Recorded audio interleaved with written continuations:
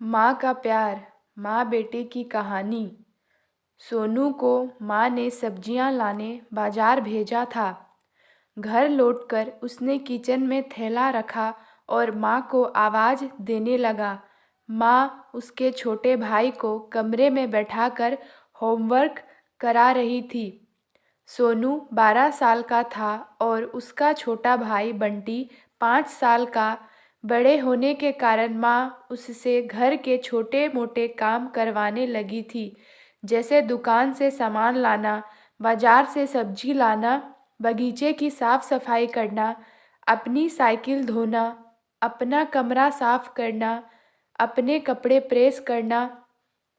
सोनू काम तो करता, लेकिन उसके मन में हमेशा रहता कि मुझे इतना काम करना पड़ता है और इसके बदले मुझे कुछ भी नहीं मिलता।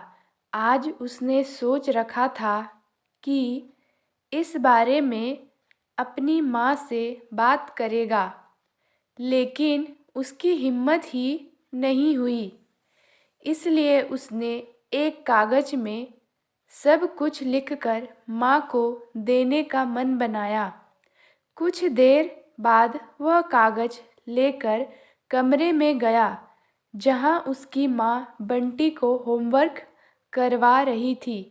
उसने चुपचाप कागज माँ के सामने बढ़ा दिया और माँ के कागज लेते ही कमरे से बाहर आ गया।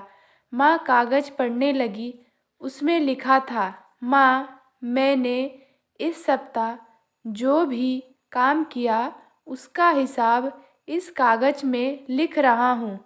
बाजार से सब्जी लाने के 50 रुपये, बगीचे की साफ सफाई के 20 रुपये, कपड़े प्रेस करने के 10 रुपये, साइकिल धोने के 5 रुपये, अलमारी सेट करने के 5 रुपये, कुल हिसाब कुल 90 रुपये।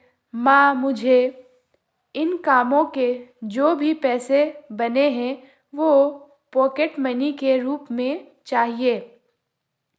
आखिर कोई भी काम मुफ्त में नहीं किया जाता। आपका बेटा सोनू। माँ बेटे का मैसेज पढ़कर मुस्कुराई, फिर एक कागज पर कुछ लिखने लगी।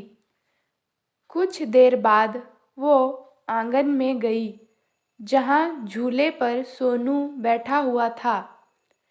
माँ ने कागज उसके आगे बढ़ा दिया। सोनू ने कागज लिया और पढ़ने लगा। कागज में लिखा था, बेटा, तुमने अपना हिसाब दिया, अब मेरी बारी है। ये मेरा हिसाब। 9 महीने मैंने तुम्हें अपनी कोख में रखा, उसकी कीमत कुछ नहीं। तुम्हारे बीमार पड़ने पर रात रात भर जाग कर तुम्हारी तीमारदारी करने की कीमत कुछ नहीं। इन सब से बढ़कर तुम्हारे लिए मेरे प्यार की कीमत तो लगाई ही नहीं जा सकती, वो तो अनमोल है। ये पढ़कर सोनू की आंखों से आंसू बहने लगे।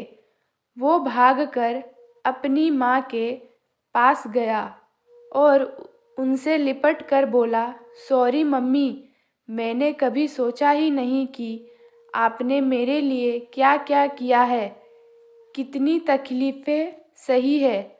I love you mummy. उसने वो कागज़ लिया और उसमें लिखा, पेड इन फुल। सीख, मोरल ऑफ द स्टोरी, माँ का प्यार अनमोल है, उसकी कीमत ना लगाई जा सकती है, ना चुकाई जा सकती है।